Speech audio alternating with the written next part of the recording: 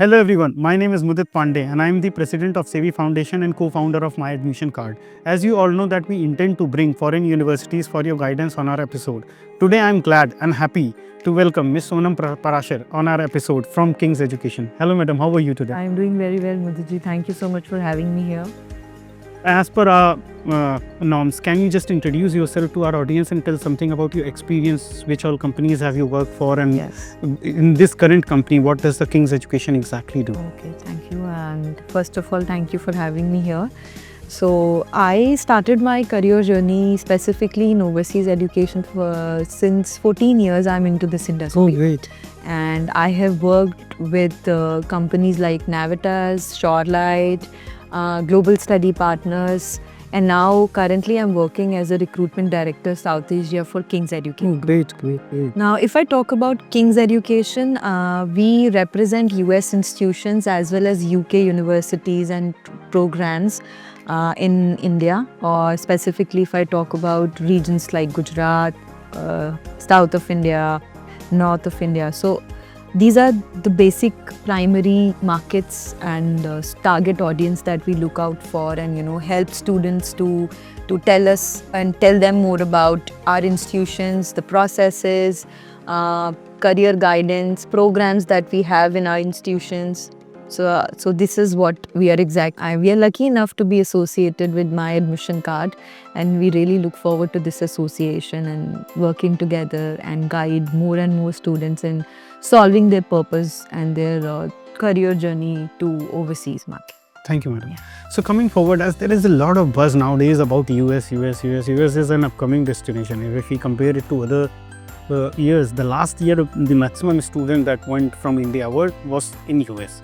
So why US? Why the US has suddenly started coming up? I know it's been a favorite destination since ages, but now recently why US has been coming up so much, and what are the advantages for an international student to study in US? And then obviously what is the process? Because a lot of students get confused when it comes to process. They think like US process is very lengthy. Yeah. So is it actually lengthy? Number one.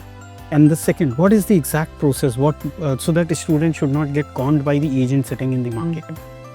So, Muditji, first thing first, like you asked, why students are preferring US nowadays. There are multiple aspects, to be very honest, external as well as internally, within the student community. So, pehla reason, I think, Australia and Canada में जो थोड़ा सा downfall आया है because of visa regulations. Yes, in Australia there are a lot of visa regulations now, and still there are students opting specifically for Australia, but then as compared to previous years there has been a decline. और Canada की बात करें तो because of political challenges जो हमारी country Canada के साथ face करे, आई थिंक उससे That's the reason अभी बहुत फेवरेट डेस्टिनेशन नहीं हूँ. बिल्कुल. और US has always been a preferred study destination, लेकिन अब ज़्यादा, like I said, because of multiple reasons, and इसके अपने फ़ायदे भी हैं. अगर हम US की बात करें, ज़्यादातर students who are looking for quality education वो हमेशा US को prefer करते हैं. Availability of programs, जितने programs, there are certain programs जो वर्ल्ड में कहीं पढ़ाए नहीं जाते हैं, वो आपको US यूनिवर्सिटीज़ में पढ़ने को मिलेंगे स्टूडेंट्स को. मैं फेवरेट स्ट्रीम्स क्या हैं जहाँ बच्चा अभी जाना चाहता है US? अभी जैसे मैं सुनता हूँ AI का बस है, गेम डिज़ाइन, नैनो टेक्नोलॉजी है. इसकी अवेलेबिलिटी कहती है ये उसमें are they available and at a affordable. Tuition fees की क्या है उसमें सिस्टम अभी? सी हर यूनिवर्सिटी की अपना फी स्ट्रक्चर है. To be very, you will find very expensive, that could be the right word, universities, लेकिन फिर उनकी रैंकिंग, जैसे जैसे रैंकिंग होती है, cost of studies definitely high as compare to other study destination. ये ओवरऑल मैं US की बात करती हूँ, but then you, like I said, quality है, बहुत अवेलेबिलिटी है, and then there are affordable public universities obviously in the US. Like हम अगर मैं किंग्स एजुकेशन की बात करूं तो we have university of Wisconsin Stout campus, which is a public university, जहाँ के बच्चे का कॉस्ट ऑफ लिविंग ज़्यादा हाई नहीं है, fee structure is very affordable. They have great on-campus, off-campus job opportunities. और प्रोग्राम्स हर तरीके के अवेलेबल हैं, तो ये बहुत मैटर करता है। University to university and location specific होता है।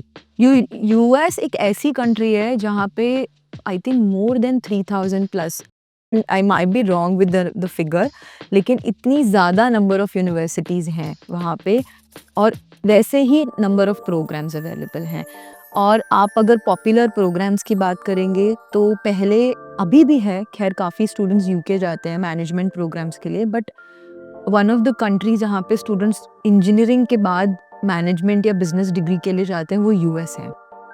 साइंस डिग्रीज तो ऑब्वियसली है, then there are programmes like food science and technology जो कि आजकल काफ़ी स्टूडेंट्स ऑप्ट कर रहे हैं।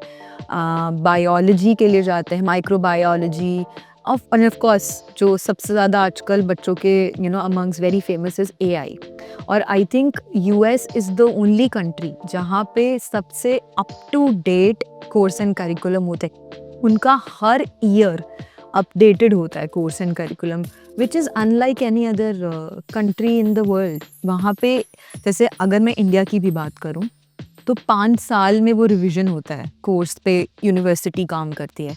यूएस में हर साल, तो वो तो स्टूडेंट्स को लगता है ना most, and that is why lot of engineering students जाते हैं, बिकॉज साइंस फील्ड या एआई की फील्ड आप बोलें या कोई भी फील्ड स्पेसिफिकली, जितना अप टू डेट आप पढ़ते हैं उतना ही आपके करियर में आपको ग्रोथ मिलता है। और इवेंचुअली सबको पता है ज़्यादातर जो कंपनीज इंडिया में भी अपने ऑफिसेज हैं या in with respect to technical background, वो ज़्यादातर यूएस हेड ऑफिसेज हैं, तो ये भी बहुत मैटर करता है। So, मैम इससे एक सवाल और मेरे दिमाग में आता है कि लाइक क्या दिस इज द फैक्ट कि there is more practical training involved in the study when you go to US in comparison to other? बिल्कुल, मैं इससे बिल्कुल डिसएग्री नहीं करूँगी, मतलब I will vouch for it, क्योंकि जितनी फ्लेक्सिबिलिटी या जितना प्रैक्टिकल एक्सपोजर एक यूएस यूनिवर्सिटी में मिलता है, आई डोंट थिंक सो कि वो कहीं और भी मिलता है, क्योंकि ज़्यादातर workshop based, project based studies होती हैं वहाँ पे। फ्लेक्सिबिलिटी इतना है कि अगर एक इंजीनियरिंग का स्टूडेंट इलेक्टिव में म्यूज़िक पढ़ना चाहता है तो वो भी पढ़ सकता है। अच्छा, अगर एक बायो का स्टूडेंट मेन कोर्स के साथ साथ इलेक्टिव में इकोनॉमिक्स पढ़ना चाहता है या डांस एज अ प्रोग्राम लेना चाहता है, I am just giving an example, so that flexibility is there with US universities. ये भी बहुत अच्छी बात है मैम। अगर ऐसा इंडिया में होता तो थ्री इडियट्स ही नहीं बनते। हमारे फरहान साहब जो है इंजीनियरिंग के साथ साथ फोटोग्राफी भी कर सकते थे। So this is actually something to learn from those. जी, और ये बहुत स्टूडेंट्स को पता ही नहीं है कि इतना फ्लेक्सिबल कोर्स एंड कंटेंट रहता है वहाँ पे कि आप कुछ भी अपनी मर्जी का, ऑफ कोर्स आपका जो मेन कोर्स होता है आप उसके सब्जेक्ट्स पढ़ते हैं, बट इन इलेक्टिव्स आप कुछ भी पढ़ सकते हैं जो आपको लगता है कि अब मैं पढ़ना चाहता हूँ या पढ़ना चाहती हूँ, वो आप इजीली पढ़ सकते हैं। ये एक्चुअली बहुत इंपॉर्टेंट पॉइंट है। यहाँ पे मैं आपको एक मैसेज देना चाहूँगा जो अभी हम देख रहे हैं, रोज़ हमारी रील्स में आ रहे हैं। एक आईआईटी के बॉम्बे के हैं जो प्रयागराज में मैंने देखा हैं, तो अगर आप उनका भी मोटिव देखो तो he was one of those guys जिसको कैमरा पसंद था, but he went on and did his engineering because of the pressure from the family कि ना मुझे इंजीनियरिंग करनी है, बट देन ही रियलाइज कि मुझे कैमरा करना है। But if he would have been in those countries, Yeah. he could have done both at the same time, and he could have realized कि मुझे actually क्या करना है। जी, Because it takes lot of time। बहुत आपको बार भी कहते हैं ना कि कभी कभी पूरी जिंदगी लग जाती है सिर्फ ये जानने में कि मुझे करना क्या है। एंड वो मोमेंट चेंजिंग, लाइफ चेंजिंग वाला मोमेंट जो होता है जब आता है, फिर आपको लगता है यार ये छूट गया। आई थिंक जो ये बहुत अच्छी है यूएस यूनिवर्सिटीज की। जो यूएस यूनिवर्सिटीज़ हैं वो बहुत ही फोरसाइटेड हैं, मुझे ऐसा लगता है पहले से, क्योंकि एज एन इंटरनेशनल स्टूडेंट और as a US student also, मतलब as a student if I talk about, हमें पता नहीं होता है जब तक हम वो जर्नी में होते हैं ना, वो कोर्स कर रहे होते हैं। इनिशियली शायद हमारा कुछ और करने का मन होता है, और उसके बाद जब हम वो कोर्स में पढ़ रहे होते हैं हमें पता ही नहीं होता तब हमारा कुछ और करने का मन। आई थिंक वो लिवरेज या वो लिबर्टी वो ऑलरेडी अपने स्टूडेंट्स को देते हैं कि आप बेशक इंजीनियरिंग पढ़ रहे हैं, बट हो सकता है फ्यूचर में आप इकोनॉमिक्स पढ़ना चाहते हो, मास्टर्स इकोनॉमिक्स, तो आप वो इलेक्टिव्स, क्योंकि वहाँ पे क्रेडिट बेस्ड स्टडीज़ होती हैं, ऐसा नहीं कि आपके बस मार्क्स आए, क्रेडिट आप अर्न कर रहे हैं उसको आप लेटर ऑन जी। लाइफ यूज कर सकते हैं। बिल्कुल कर सकते हैं कि आपने good. बेशक इंजीनियरिंग किया है और आप मास्टर्स शायद इकोनॉमिक्स में, अगर आपके पास उतने सफिशिएंट क्रेडिट्स हैं जो आपने अपने ड्यूरिंग 4 इयर्स पढ़े हैं, वो आप उससे आप आगे मास्टर्स कर सकते आई हैं। Think that might be the reason कि ये जो न्यू एजुकेशनल पॉलिसी आ रही है, आई थिंक इसमें भी ये वन ऑफ द ड्राफ्ट है तो क्रेडिट सिस्टम होना चाहिए, because this is very very important. Because ये चीज़ मैंने खुद फील करी है मैम, मेरा 12th जो है वो मैथ्स से था जी। एंड देन मैंने इट्स वेरी जम्बल्ड अप। उसके बाद मैंने बीटेक बायोटेक अपने ग्रेजुएशन में किया है जस्ट टू रियलाइज, मुझे लगा शायद मुझे बायोलॉजी पसंद है। हाँ। देन आई रियलाइज कि मैंने पास तो कर लिया, I am on the 7th rank in the whole university but I don't like biotech. या And then I started selling insurance. And then I realized कि I'm the one who likes to talk and interact with people. Yes. So it actually takes time. So ये बहुत अच्छा है, अगर इस तरह के क्रेडिट सिस्टम हो तो later on in life you don't have a regret thing कि नहीं भाई मेरे को शायद अब अगर मैं सोचूं वापस से क्या बाय तक ही करना चाहिए था, तो वो अगर मैंने ये क्रेडिट किए और वो यहाँ लाता तो मेरे टाइम भी बचता और मेरा, so this is a good system that US has. जी जी जी। This might be the one of the reason students are absolutely quality, flexibility, practical exposure, ये सब डाइवर्स है बहुत कल्चर वहाँ पे, रिस्पेक्टफुल है वो टूवर्ड्स इंटरनेशनल स्टूडेंट्स या कम्युनिटीज़ विद इन यूनिवर्सिटी। वहाँ पे आपको 40+ country, this is the minimum, 40+ countries के स्टूडेंट्स एक साथ पढ़ते हैं। कैंपसेस बहुत ह्यूज रहते हैं, कैंपस लाइफ होती है। कैंपस लाइफ होती है, उसके with in the campus more than like 130 और 200 क्लब्स होते हैं जिसमें अलग अलग टाइप से आप सेक्ट के क्लब्स हैं, आप जाके अटेंड कर सकते हैं। You can be a part of that. जैसे मैंने प्रैक्टिकल वहाँ पे प्रैक्टिकली ही सब काम होता है, सिखाने का तरीका ही प्रैक्टिकल है। आई थिंक थ्योरेटिकल पार्ट बहुत कम रहता है as compare to practical countries. जी। So, मैं आपके डाइवर्सिफिकेशन पे एक ऐड ऑन करना चाहूँगा अपने ऑडियंस के लिए कि इसका एक्चुअल क्या फ़ायदा होता है। तो I was reading one of the article, वहाँ पे लिखा था कि somebody has asked अंबानीज की why you kid is only going to the Indian universities abroad rather than studying in India. India में भी बहुत हाई रैंक यूनिवर्सिटी है and his answer was very accurate. He said the reason is this because जब वो वहाँ जाएगा तो एक जापान के टॉप एंटरप्रेन्योर का लड़का उसके साथ पढ़ रहा होगा, एक यूएस के टॉप एंटरप्रेन्योर का, एक यूके के टॉप एंटरप्रेन्योर का, and these people will be his future friends. So when he'll do his own business, he already has a friend who's sitting in Japan on a very good position and a very different between them years and sitting. तो ये diversification का बहुत benefit होता है। कई बार मुझसे parents पूछते हैं कि सर डाइवर्सिफिकेशन का क्या फ़ायदा है, तो मुझे एग्जांपल देना पड़ता है, आप इलाहाबाद से दिल्ली क्यों भेजते हो, बिल्कुल, प्रयागराज से आप बैंगलोर क्यों भेजते हैं, just for the exposure and the same thing diversification within India, but यहाँ I am talking about diversification within world. क्योंकि हम लोग अब सिर्फ एक कंट्री के सिटीजन कम एक ग्लोबल सिटीजन ज़्यादा है, तो आप बेशक आप बच्चे एक्चुअली ग्लोबल सिटीजन बनते बनते हैं ऐसी कंट्रीज वहाँ जाके, क्योंकि आपको लाइक यू सेड कि उनको एक फ्यूचर फ्रेंड के साथ वो डील कर सकते हैं, बिजनेस कर सकते हैं। और एक और एस्पेक्ट होता है आपको दूसरे का कल्चर जानने का मौका। आप घूमने भी, सपोज एग्जांपल आप जापान भी जाते हैं, you still can not figure out, या आप नहीं सीख पाते उतना जितना कि आप एक क्लासमेट से सीखते हैं फॉर 4 इयर्स। तो आप, और वो आपके काम आता है। यहाँ पे भी मैं ऐड करता हूँ एक बहुत अच्छा एग्जांपल मेरा खुद का। When I was in UK, she Chaudhary was my professor for international business in Birmingham city university. उसने हमें एग्जांपल दिया कि why Pepsi was sweeter in India. Pepsi 2 बार लॉन्च हुई थी इंडिया में और फ्लॉप हो गई थी। सो वहाँ पे क्या होता है ना, जब आप उस बंदे के साथ बैठे हो एज एन इंडियन, तो मैं अपने दोस्तों को बता रहा था उनकी कंट्री के रीज़न ये है कि हमें स्वीटनेस ज़्यादा पसंद है, तो उन्होंने बाद में स्वीटनर ऐड किया ताकि हमें पसंद आए। Similarly there was a product that we have to launch in different countries. तो मेरा अफ्रीकन फ्रेंड मुझे बता रहा था कि यार ये लूप होल है, इस तरह से लॉन्च कर सकते हैं इस कंट्री में।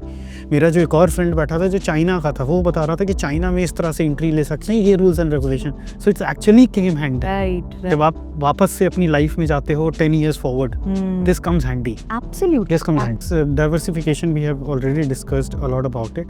अब आप मेरे को थोड़ा सा जो ऑडियंस का मेन इंटरेस्ट रहता है कि एक जेनरिक ट्यूशन फीस मास्टर्स की और बैचलर्स की क्या होती है, एक उसमें स्कॉलरशिप का क्या स्कोप है, मतलब जो आपके पास कोर्सेज अवेलेबल हैं या यूनिवर्सिटीज़ जैसे आपने बताई, उसमें स्कॉलरशिप के क्या लेवल है जो आपका अवेलेबल है, and last but not the least की एक जेनरिक एलिजिबिलिटी क्राइटेरिया क्या होती है, फिर हम प्रोसेस के बारे में बात करेंगे। बिल्कुल बिल्कुल। सो पहले तो मैं बताती हूँ कि हमारी यूएस में कौन कौन सी यूनिवर्सिटी या इंस्टीट्यूशंस हैं। सो पहली यूनिवर्सिटी जो हम रिप्रेजेंट करते हैं वो है university of California state university Fullerton campus. Okay. वैसे कैलिफोर्निया स्टेट एक पब्लिक यूनिवर्सिटी है जिसके 23 कैंपसेस हैं, लेकिन उसमें से फुलरटन कैंपस को हम रिप्रेजेंट कर रहे हैं ग्लोबली। ओके। यहाँ पे हमारे पास यूजी के प्रोग्राम्स है, बैचलर्स लेवल के प्रोग्राम्स हैं। और आप बस बताइए कौन सा California state university Fullerton campus में वो प्रोग्राम अवेलेबल है। ठीक है। मतलब आई थिंक बहुत क्लब्स हैं स्टूडेंट्स के लिए जो वर्कशॉप रिलेटेड या प्रोग्राम रिलेटेड हैं। It's a huge campus and with in 23 campuses भी जो कैलिफोर्निया स्टेट यूनिवर्सिटी के हैं उसमें one of the top university है, not just in California but with in their campus list also. उसके बाद हमारी एक यूनिवर्सिटी जो मैंने पहले भी मेंशन करी है, university of Wisconsin south campus and Oshkosh campus. यहाँ पे भी हमारे पास बैचलर्स एंड मास्टर्स दोनों अवेलेबल हैं। सॉरी यहाँ पे भी ऑलमोस्ट ज़्यादातर प्रोग्राम्स बैचलर्स लेवल पे अवेलेबल हैं, जैसे बिजनेस मैनेजमेंट है, इंजीनियरिंग है, नर्सिंग, अकाउंटेंसी। मास्टर्स लेवल पे एक बहुत अच्छा बेनिफिट है कि यूजली क्या होता है कि यूएस में 4 ईयर डिग्री, जैसे अगर कोई मास्टर्स के लिए जा रहा है तो 4 ईयर डिग्रीज करके वो जाता है, 4 साल की डिग्री उसकी होती है तो वो अप्लाई कर सकता है। लेकिन हमारे पास जो विस्कॉन्सिन स्टाउट में कोर्सेज अवेलेबल हैं वो 3 इयर्स डिग्री को भी एक्सेप्ट करते हैं। और ज़्यादातर प्रोग्राम्स मास्टर्स लेवल पे स्टेम डेजिग्नेटेड हैं। स्टेम डेजिग्नेटेड होने से एक फ़ायदा होता है कि आपको आफ्टर योर प्रोग्राम आपको 1 साल एक्स्ट्रा मिलता है फॉर योर इंडस्ट्रियल एक्सपोजर। आप काम कर सकते हैं वहाँ पे, तो ये बच्चों के लिए बहुत बेनिफिट। टोटल कितने साल का होता है मैम? टोटल मास्टर्स डिग्री 1.5 से 2 साल की होती है। और उसके बाद वर्क परमिट 1 साल का वैसे होता है, लेकिन अगर वो स्टेम डेजिग्नेटेड प्रोग्राम है तो उसको 1 और साल एक्स्ट्रा। अच्छा, इसको सीपीटी या नोपीटी? जी बिल्कुल। उसके बाद हमारा एक यूनिवर्सिटी है, university of Mount Saint Vincent. ये न्यूयॉर्क में है। बहुत ही स्पेसिफिक है क्योंकि न्यूयॉर्क थोड़ा सा एक्सपेंसिव शहर है रहने के हिसाब से, कॉस्ट ऑफ लिविंग थोड़ा हाई है, तो बहुत ही नीश सेगमेंट होता है जो स्पेसिफिकली न्यूयॉर्क पढ़ने जाना चाहते हैं वो ये यूनिवर्सिटी को ऑप्ट करते हैं। और ये बहुत ही ब्यूटीफुल कैंपस है। यूजुअली न्यूयॉर्क के अंदर जो कैंपसेस होते हैं बस एक बिल्डिंग स्ट्रक्चर में होते हैं, बिल्डिंग में है, बट माउंट सेंट विंसेंट एक बहुत ब्यूटीफुल कैंपस है in the heart of the city New York में। और अकाउंटेंसी, मैनेजमेंट और नर्सिंग के बहुत अच्छे प्रोग्राम्स हैं। मैम नर्सिंग की क्या ट्यूशन फीस क्या होगी उसमें? नर्सिंग के लिए क्या कुछ स्पेसिफिक रिक्वायरमेंट इंडियन नर्सेस के लिए है वहाँ पे? नहीं सर, मास्टर्स लेवल तो नहीं है यूएमएसवी में, लेकिन बैचलर्स लेवल के लिए एक साइंस बैकग्राउंड का होना ज़रूरी है, बायो आपने पढ़ी हो, अदरवाइज ऐसा कोई। और इंग्लिश का क्या रहता है? इंग्लिश का यूजुअली मैं आपको ओवरऑल बताती हूँ क्योंकि ऑलमोस्ट सबका क्राइटेरिया मोर और लेस सेम रहता है। एक और हमारा इंस्टीट्यूशन है which is Fisher college, Boston में है। बॉस्टन अगेन एक बहुत ही प्रेफर्ड डेस्टिनेशन है विद इन यूएस क्योंकि बहुत सी कंपनीज़ के हेड ऑफिसेस बॉस्टन में हैं, तो स्टूडेंट्स के लिए जॉब्स मिलना बहुत आसान रहता है। और वो एक बहुत बड़ा हब है इंटरनेशनल स्टूडेंट्स का, तो वही एक्सपोजर बहुत अच्छा रहता है, तो स्टूडेंट प्रेफर करते हैं फिशर कॉलेज को। तो if I talk about the eligibility criterias, bachelors level पे ज़्यादातर हम लोग जो एक्सेप्ट करते हैं विद किंग्स, हम लोग 2.0 GPA के स्टूडेंट को एक्सेप्ट करते हैं। तो ये 2.0 to 2.5 GPA एक्सेप्टेड रहता है। IELTS हमारा 6.5 के ब्रैकेट में रहना चाहिए, which is easier for a decent student here in India to get the score of IELTS which is 6.5 के। मास्टर्स लेवल पे हम विस्कॉन्सिन स्टाउट में MOI बेसिस पे भी लेते हैं स्टूडेंट्स को। MOI is medium of instruction. Medium of instruction English है, तो वो अगर आपकी यूनिवर्सिटी हमें प्रोवाइड कर सकती है कोई भी स्टूडेंट की, तो हम 3 year degree plus MOI basis पे स्टूडेंट्स को एक्सेप्ट कर लेते हैं विस्कॉन्सिन स्टाउट। ठीक है। फीस स्ट्रक्चर्स की अगर मैं बात करूँ तो हर यूनिवर्सिटी का अपना एक फ़ी स्ट्रक्चर होता है। बैचलर्स लेवल पे $15,000 से $25,000 पर एनम की फीस भी होती है, जिसमें स्कॉलरशिप रहती है $500 से $5,000 की स्कॉलरशिप रहती है। मास्टर्स लेवल पे जो फीस स्ट्रक्चर रहता है वो 15 से 20,000 डॉलर के बीच में रहता है. अगेन उसमें भी 500 से 5,000 dollar. Masters is quite affordable. Masters is quite affordable. See, अगर आप स्टैटिस्टिक्स भी देखेंगे तो यूएस अभी तक काफ़ी टाइम पहले तक मास्टर्स करने के लिए ज़्यादा जाते थे और टेक्निकल प्रोग्राम्स, इंजीनियरिंग प्रोग्राम्स, अब बैचलर के लिए भी जाने. अब हमने दो साल से देखा है वैसे बहुत बच्चे- स्टूडेंट्स जो ऑप्ट कर रहे हैं वो, क्योंकि एक और चीज है मुझे जी सबसे इम्पोर्टेंट है कि स्टूडेंट एक अगर यूएस यूनिवर्सिटी से डिग्री लेके आता है ना, अगर वो इंडिया भी वापस आ रहा है उसको बहुत इजीली जॉब मिल हाँ, जाता that है. is very- उसकी जो डिग्री की एप्टीट्यूड है ना, हाँ, it is I think very recognised and respected all across the globe. हाँ, that तो is true. ये भी बहुत बड़ा रीज़न रहता है कि अब स्टूडेंट्स को ये लग रहा है, पहले जैसे कनाडा या ऑस्ट्रेलिया अभी भी जिनका प्रेफर्ड है वो जाते हैं, बट अगर कोई सच में पढ़ने क्वालिटी एजुकेशन के लिए एंड देन उसको फ्यूचर देखना है कि मुझे आके करियर इंडिया में ही बनाना है, तो वो उनके लिए बहुत ईजी हो जाता है कि अगर उनके पास एक US degree. That is for sure. Like in fact, I would just add on कि not just US, UK दोनों का ही अपना एक वैल्यू है. Their degrees actually hold water throughout the world. Where ये reputed, हमारे यहाँ प्रयागराज में एक सेइंग रहती थी, मतलब बड़े प्राउडली लोग कहते थे कि हमारा बच्चा लंदन में पढ़ता है. They don't call it London, they call it London. So वो एक्चुअली आज भी कहीं ना कहीं है. If you studied from countries like UK or US, it has a different value proposition. बिल्कुल. आज भी अगर जैसे मैं यूके की बात करूँ तो कंपैरिजन अगर करूँ तो यूके में बहुत students law, business management, US में टेक्निकल टेक्निकल तो no doubt. if somebody is looking forward for a software का कुछ भी आ गया, आप कह लो computer science, computer science, so their first preferred destination is US. अब जैसे एआई का लाइक हम लोग आजकल AI बहुत सारी एआई, नैनो टेक्नोलॉजी, गेमिंग के लिए अब गेमिंग डिज़ाइन बहुत पढ़ने जाते हैं स्टूडेंट्स, तो ये सब के लिए लोग अभी भी यूएस को प्रेफर करते So US की technology was always advanced. Just for a small information I'll add for my audience कि क्यों ऐसा हुआ था. World War II के बाद there is a operation known as paperclip. So अगर आप गूगल करेंगे तो आपको मिल जाएगा. So all the top scientists of Germany, because Germany की साइंस उस समय सबसे आगे थी, they were in fact building a time machine also, which is still a contradictory thing कि बनी थी कि नहीं बनी थी, कि हिटलर एक्चुअली मरा था कि नहीं मरा था या आगे चला गया था सब. हैं. But that was the fact कि जब वर्ल्ड वॉर 2 में ख़त्म हुई है तो पेपर क्लिप ऑपरेशन के तहत जितने भी टॉप साइंटिस्ट थे जर्मनी के, वो सारे के सारे उठा करके यूएस लेके गए थे, जिन्होंने थोड़े बहुत नहीं बहुत एडवांस इनोवेशंस किए हैं. And that is the reason वो पुरानी इनोवेशंस लेकर के आ रहे हैं, इसलिए बहुत स्ट्रॉन्ग एक्चुअली वो हैं. This is nothing to deny कि they are actually advance when it comes to the technology. So that is the reason student भाई पढ़ना चाहता है वहाँ जा करके. और एंड इंडियन स्टूडेंट प्रेफर्ड भी हैं. अगर आप आईटी इंडस्ट्री की बड़ी बड़ी कंपनीज देखें तो इंडियन स्टूडेंट ही वहाँ CEOs और ये सब रहते हैं. इंडियंस हैं. So no doubt it's a good thing. So जैसे आपने कहा स्कॉलरशिप्स आर गुड, मैंने सुना. मास्टर्स तो बहुत ही अफोर्डेबल है. बैचलर्स अब हो गया है क्योंकि लोन अब बैचलर्स पे भी मिलने लग गया है पूरी कोर्स पे, यूएस के नाम से ही मिल जाता है. सो ये दो एक चीज़ अच्छी हो गई. एलिजिबिलिटी में मैं थोड़ा सा और डिग करूँगा. आप मुझे जैसे MOI तो is a good thing. MOI फिर मैं ऑडियंस आपको बता दूँ, MOI is medium of instruction. अगर आपकी पढ़ाई इंग्लिश में हुई है और आपकी ये यूनिवर्सिटी आपको लिख के देने के लिए तैयार है कि आपकी पढ़ाई इंग्लिश माध्यम से हुई है, so there is a very high chances in USA कि आपको आपका IELTS, TOEFL या PTE नहीं देना. बट अगर देना पड़ता है मैम तो क्या एक जेनरिक रिक्वायरमेंट है? सर ये भी सेम ही रहता है. 6.5 मिनिमम बैंड होना चाहिए with no band less than 6.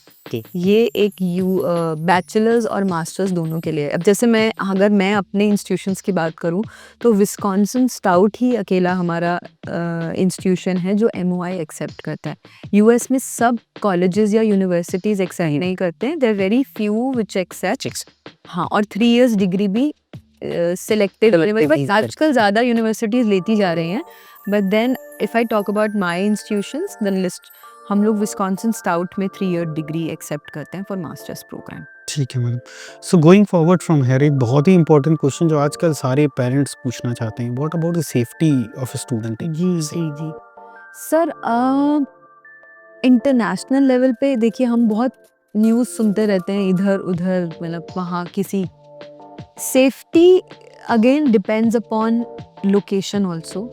और जो अनफॉर्चुनेट इंसिडेंट्स होते हैं ना वो हम कोई गारंटी कोई भी नहीं ले सकता कहाँ कैसे हो सकता है, but if I talk about the institutions that I represent, तो California is again a very safe place. जो हमारा इंस्टीट्यूशन सदर्न कैलिफोर्निया में आता है, तो इट्स अ वेरी, कैंपस ही इतना बड़ा है, सब कुछ इतना ही अंदर है कि बच्चों को बाहर जाने की ज़रूरत नहीं पड़ती। बट अगर यहाँ पे एक और क्वेश्चन आता है, sorry to interrupt you between, कि फिर पार्ट टाइम जॉब्स हैं, क्या अलाउड होता है स्टूडेंट? बिल्कुल बिल्कुल पहले दिन से अच्छा, 20 आवर्स पर वीक अलाउड रहता तो विद इन कैंपस होता है कि? है। दोनों तरीके से होता है। जो हमारे प्लेसमेंट सेल्स हैं हमारे सारे इंस्टीट्यूशंस में, किंग्स का स्टाफ अवेलेबल रहता है विद इन द कैंपस, और आपको पहले दिन से आपको ऑन कैंपस, या अगर ऑन कैंपस जो बैचलर्स के स्टूडेंट्स होते हैं उनको तो हम लोग प्रेफर करते हैं ऑन कैंपस ही मिले, लेकिन जो मास्टर्स के स्टूडेंट्स होते हैं, in case they are not able to secure job on campus,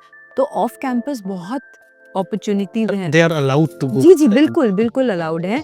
20 hours per week का वेजेस डिपेंड करते हैं लोकेशन पे या क्या काम आप कर रहे हैं, पर आवर के हिसाब से उन स्टूडेंट्स को मिलता है। और समर ब्रेक जो बीच में आता है उसमें 40 आवर्स अलाउड। 40 hours allowed. जी सो अभी जैसे मैंने पीछे और भी पॉडकास्ट किए विद सर्टेन यूएस यूनिवर्सिटीज, उनका ये भी कहना था कि बैचलर्स का student specifically for the first year it's not allowed to live outside the campus, he has to stay within the campus accommodation. Is that true? Sir, हमारे यहाँ पे वैसे मैंडेटरी रहता है फर्स्ट ईयर के लिए, और ज़्यादातर यूएस यूनिवर्सिटीज़ में, बिकॉज दे वांट टू, वो भी उनके लिए बच्चे को थोड़ा प्रोटेक्टिव रिस्पॉन्सिबिलिटी है वो। Till the time he get to know about जी जी जी वो आता है, थोड़ा कंफर्टेबल हो जाए। So I think that is the reason that US universities they want children to, as in students, to be at the campus at least for a year. But अगर आपके पास आपके कोई रिलेटिव हैं जो विद इन 3 किलोमीटर्स रहते हैं, आप, या आपके पास कुछ सॉलिड रीजन है, यू हैव समबडी, आपका कोई फ्रेंड है, कुछ रहता है जो कैंपस के बहुत नियर अराउंड है, तो वो वेव ऑफ भी हो जाता है। मतलब that then you just need to put a request. वो एक बार इसको एनालाइज करते हैं रिक्वेस्ट को, और अगर उनको ठीक लगता है तो वो उसको दिल कंसिडर। जी जी दिल कंसिडर। सुमन, इसके अलावा एक और क्वेश्चन, अभी मैं प्रोसेस को लास्ट में रखा है मैंने, उससे अलावा एक क्वेश्चन और है जो इंडियन स्टूडेंट्स की या उनके पेरेंट्स की बेसिकली इंक्वायरी होती है, अगर अंडर ग्रेड के हैं स्पेशली, कि वहाँ पे वेदर कंडीशंस कैसी हैं? Will it be okay for students to accommodate within that weather condition? In the one, number 2, what is the availability of the Indian food, चाहे वो वेज हो चाहे वो नॉन वेज हो, कि उनकी अवेलेबिलिटी एक्चुअली क्या है जो कैंपसेस आपके पास? जी जी जी so the best part about our campuses is, एक तो सारे ऐसी जगहों पे हैं जहाँ पे बड़ा मॉडरेट क्लाइमेट रहता है, मतलब ठंड है तो वो बियरेबल है, गर्मी बिल्कुल इंडिया जैसा है। हाँ, ठंड हमसे थोड़ी ज़्यादा हो सकती है, बट ऐसा नहीं है कि माइनस में चला गया एंड बहुत ही एक्सट्रीम। जी बिल्कुल ऐसा नहीं है, बहुत मॉडरेट रहता है, which is very bearable and very pleasant. वहाँ पे हमारी जैसे गर्मी तो नहीं पड़ती है, बट ठंड हमारी से थोड़ी सी ज़्यादा, बट ऐसा नहीं है कि वो टॉलरेबल नहीं है। रिगार्डिंग फूड एंड ऑल, बच्चे ज़्यादातर ऑन कैंपस सब कुछ अवेलेबल है, even Jain food is available. तो अगर आप मील प्लान कैंपस से लेते हैं तो आपको पूरी सारी मील्स कैंपसेस में, क्योंकि कुछ बच्चे होते हैं ना जो ऑन कैंपस अकोमोडेशन में रह रहे हैं, वो कहाँ बाहर जाएंगे खाना खाने के लिए, या फिर उन अकोमोडेशंस में आपके पास किचन भी होता है जहाँ पे आप अपना खुद का बना सकते हैं। But along with the same जो कैफेटेरियाज या मेस होते हैं, वहाँ पे हर तरीके का खाना अवेलेबल रहता है। बिकॉज यूएस यूनिवर्सिटीज़ में एक अच्छी बात है, because of so much of influx of Indian students, उनके वहाँ पे उनको ये ऑलरेडी बहुत सालों से उनका ऑलरेडी कैफेटेरिया में इंट्रोड्यूस्ड है। Even Jain food is available for students. और जो ऑफ कैंपस स्टूडेंट्स रहते हैं, of course there are lot of eateries around the campus. जो भी कैंपस होता है उसके आसपास आपको खूब रेस्टोरेंट्स मिलेंगे, खूब ईटरीज होती हैं। और बाकी स्टूडेंट्स कई बार अपने आप खुद अपने अकोमोडेशन में रहते हैं, तो they'll cook their own meals and all, but then availability हमेशा रहती है। ठीक है, हर तरीके के खाने की। Specifically if I talk about Indian students, तो ये हमारे सारे कैंपसेस में अवेलेबल है। So most of the inquiries are sorted kind of, but अभी जो मोस्ट इंपॉर्टेंट इंक्वायरी जो बहुत से स्टूडेंट्स से आती हैं हमारे पास आज भी, कि यूएस का प्रोसेस बहुत लेंथी है। तो एग्जैक्टली क्या राइट फ्रॉम द एप्लीकेशंस अगर थोड़ा सा ब्रीफ कर दें टिल द वीज़ा कि क्या प्रोसेस होता है और इतना टाइम फ्रेम क्या है, तो बच्चों को बहुत क्लैरिटी हो जाए कि ये एग्जैक्ट है। जी सी सर, आई अग्री, मतलब बहुत लेंदी तो मैं नहीं बोलूँगी, बट हाँ इट्स टाइम टेकिंग। मैं I step by step I just tell you. पहले आप जो भी यूनिवर्सिटी शॉर्टलिस्ट करते हैं, कोई भी स्टूडेंट है, और अगर हम अपने इंस्टीट्यूशंस की बात करें तो वो प्रोग्राम देख के जब बच्चे हमारे पास आते हैं तो उनको अपना एक एप्लीकेशन फॉर्म सबमिट करना पड़ता है। वो एप्लीकेशन फॉर्म सबमिट करते हैं, we don't have any application fees, but no application fees, but वो एप्लीकेशन और कई यूनिवर्सिटीज़ में होती है। If I simultaneously talk about the overall process, तो एप्लीकेशन सबमिट करने के साथ साथ आपको एक फ़ीस पे करनी पड़ती है जो कि हमारी इंस्टीट्यूशंस में नहीं है। जब आपकी एप्लीकेशन एक्सेप्ट हो जाती है तो यूजुअली 2 to 4 वीक्स आपको लग जाते हैं आपका result, I mean outcome, offer letter generate होने में। देखिए, अगर वो रिजेक्ट होनी होती है तो वो उससे पहले ही हो जाती है। कई बार आपको हमारे यहाँ पे जो टर्न अराउंड टाइम है वो 2 वीक्स का है, 2 to 3 वीक्स का है, लेकिन कई यूनिवर्सिटीज़ में 4 to 6 वीक्स का भी है। तो ये एक प्लस पॉइंट है हमारी इंस्टीट्यूशंस के कि यहाँ पे आपको 2 से 3 हफ्ते मैक्सिमम में आपको आपका आउटकम मिल जाता है, आपको आपका ऑफर लेटर मिल जाता है। अगर रिजेक्शन होता है वो भी आपको पता चल जाता है। And if there is anything that you need to submit, so with application a student needs to submit passport copy, अपने एकेडमिक्स, अपना आइल्स स्कोर या PT, DET स्कोर कार्ड आपको सबमिट करना पड़ता है। लेटर ऑफ रिकमेंडेशंस होते हैं, SOP होता है which is statement of purpose होता है, ये सब आपको, रेज्यूमे की कॉपी होती है, ये सब आपको एक ही बार एप्लीकेशन फॉर्म के साथ सबमिट करना होता है। जब वो एप्लीकेशन फॉर्म सबमिट हो जाता है, like I said, turn around time is 2 to 3 weeks. उसके बाद आपका ऑफर लेटर जनरेट होता है, वो आपको दिया जाता है। It's a conditional offer letter. After you, if you are willing, if a student is okay कि हाँ मुझे I want to go ahead with the university, तो उसको एक डिपॉजिट अमाउंट, जिसे हम I-20 अमाउंट दिए होते हैं, वो $500 है, वो आपको सबमिट करना पड़ता है, पे करना पड़ता है, which is a part of your tuition fees होंगी। मतलब it's not an extra thing that you are paying, but हाँ, ये आपको I-20 से पहले देना होता है। तो वो आप $500 देते हैं, अलॉन्ग विद आपके बैंक सर्टिफिकेट आप देते हैं, और 1-2 इंटरनल फॉर्म्स होते हैं, दैट्स इट। मतलब कोई और लंबी चौड़ी लिस्ट नहीं है डॉक्यूमेंटेशंस की।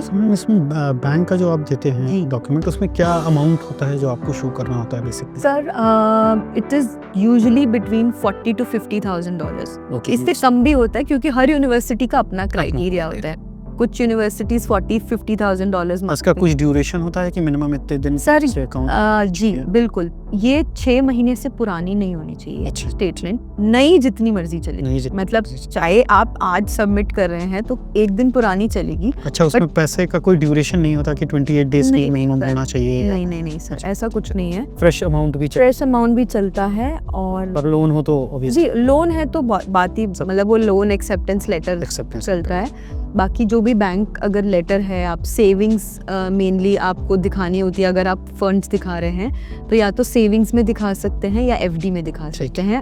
आप करंट अकाउंट में भी कोई पेरेंट अगर दिखाना चाहता है तो वो दिखा सकता है अपने, तो मतलब पेरेंट में कौन कौन चलता है? इमीडिएट पेरेंट या कोई थर्ड पार्टी? इमीडिएट पेरेंट्स तो हैं ही, अलॉन्ग विद इमीडिएट रिलेटिव्स भी चलते हैं।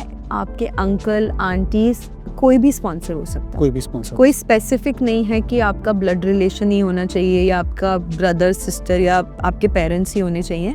आपके पेरेंट्स और आपके रिलेटिव्स या अंकल या आंटीज कोई भी चलता है आपको बेसिकली, एंड मल्टीपल स्पॉन्सर्स भी चल रहे हैं। तो ऐसा भी हो सकता है कि फादर भी स्पॉन्सर कर रहे हैं और अंकल भी स्पॉन्सर कर रहे हैं या ग्रैंडफादर कर रहे हैं या कोई आंटी कर रही हैं, तो वो सब भी चल जाता है। बट हम लोग फिर भी स्टूडेंट्स को सजेस्ट Direct करते हैं, नहीं ऐसा नहीं है, हम लोग बस स्टूडेंट्स को ये बोलते हैं कि मल्टीपल स्पॉन्सर्स में 3 से ज़्यादा मत करिए। 3 ठीक रहता है, मतलब लेकिन ऐसा कर सकते हैं, ऐसा कुछ नहीं है, हार्ड एंड फास्ट रूल है। जैसे यूएस के वीजा का कुछ भी जी, ठीक है, ठीक। जी। तो वो सबमिशन के बाद आप जब डिपॉजिट अमाउंट पे करते हैं उसके बाद आपका I-20 रिलीज होता है।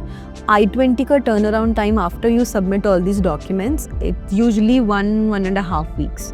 हमारे इंस्टीट्यूशंस में इतना ही है। अदर यूनिवर्सिटीज़ में कई बार जो देयर आर सर्टेन जहाँ पे आपको 2 से 3 या अगेन 4 हफ्ते लग जाते हैं, बट ज़्यादातर अब US यूनिवर्सिटीज़ ने इस पे वर्क किया है and they want to shorten the period turn around time.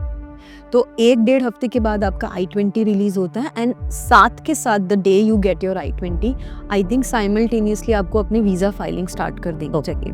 आप DS फॉर्म पहले फिल कर सकते हैं एंड जैसे ही आपका I-20 आए तो आप अपना वीज़ा फ़ी पे करके एंड सर्विस फ़ी पे करके you can so visa fees और सर्विस फीस कितनी होती है ma'am? Sir usually visa fees रहती है 15 से 16,000 रुपये और सर्विस फ़ी भी ऐसे ही इसी अप्रॉक्सीमेटली रहती है, बट सर्विस फ़ी का ये होता है कि it is valid for 1 year. और वीज़ा फ़ी आपको अगर सपोज़ किसी का अनफॉर्चुनेटली वीज़ा रिजेक्ट होता है और वो रीअप्लाई करते हैं तो उसको वो दोबारा देनी पड़ती है, लेकिन सर्विस फ़ी आपको दोबारा नहीं देनी पड़ती है, वो एक ही बार। अगर वीज़ा रिफ्यूज़ होता है और जो $500 यूनिवर्सिटी ने डिपॉजिट कराए हैं, इज़ इट रिफंडेड? जी जी बिल्कुल 100% रिफंडेबल होते हैं। और अगर आपका वीज़ा एक्सेप्ट हो जाता है और स्टूडेंट कैंप तो वो एडजस्ट हो जाते हैं आपके ट्यूशन फीस में। That's very great. तो अब एक और सवाल, जैसे चलिए प्रोसेस तो आपने बताया कि it's kind of a 2 months kind of a process, correct ठीक है, correct. Which is fine. Visa के लिए आप क्या सजेस्ट करते हो स्टूडेंट को कि किस तरह से अपने आप को वो प्रिपेयर करें?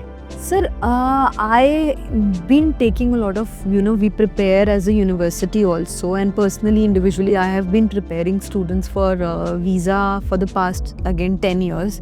तो एक बहुत ही सिंपल है, just be yourself. ओके, पहले कुछ मेकअप नहीं करना। कुछ मेकअप मत करिए।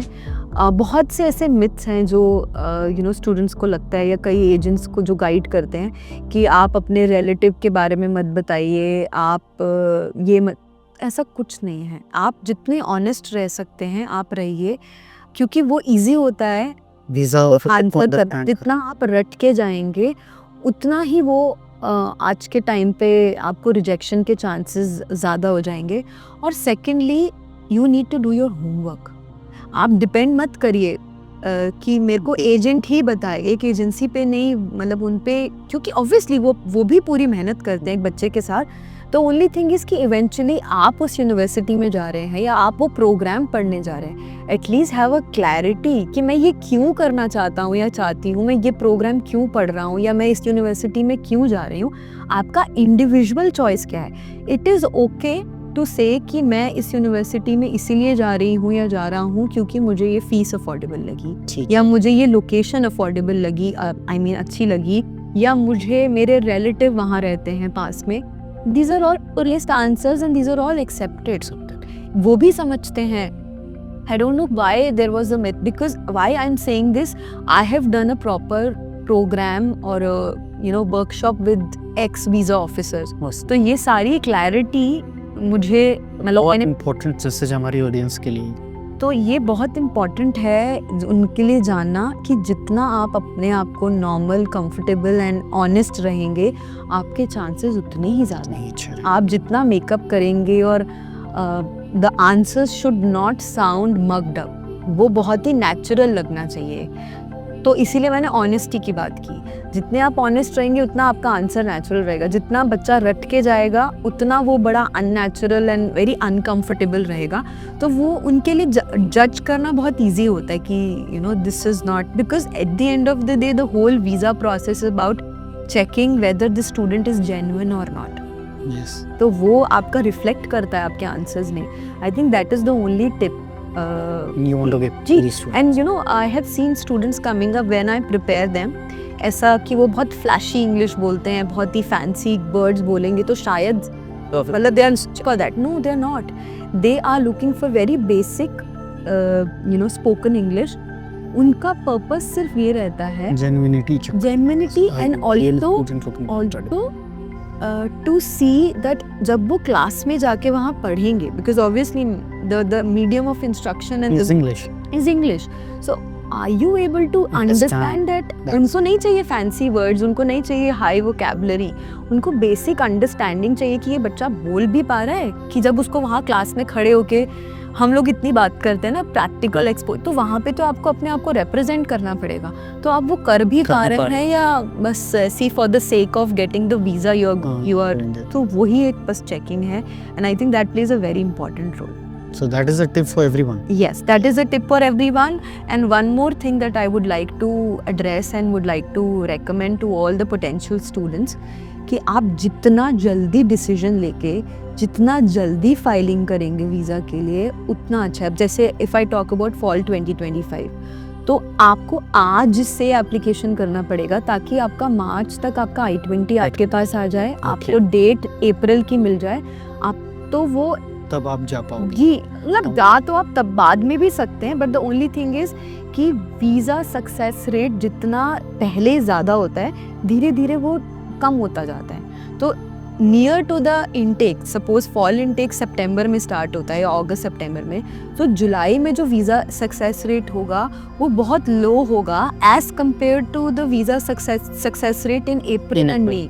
सो that is why we encourage and we apply as early as. और ऐसा नहीं है कि प्रोसेस में 2-2 3-3 नहीं लगेंगे। अगर आप हर चीज़ जल्दी जल्दी करेंगे, if you have made up your mind, करेंगे तो आपका 1 महीने में महीना प्रोसेस हो हो जाता है। ठीक है, ठीक So that is another tip that I would like to give to all the students. है। Thank you, ma'am. Thanks for all the valuable tips today. Thank you. Okay.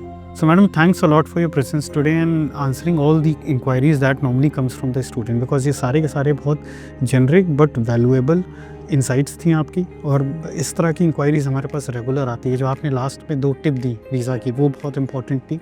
So anybody who is looking to apply to US and UK, they can drop a message on this podcast and we'll try to come back to you as soon as possible. Thank you, madam. Thanks for coming today. Thank you, Majid. Thank you for having me. So I would like to recommend all the potential students who are looking for their education in US and UK to reach out to my admission card team, and they're very professional and would be very efficient in the whole process in your journey to either US or UK as a study destination.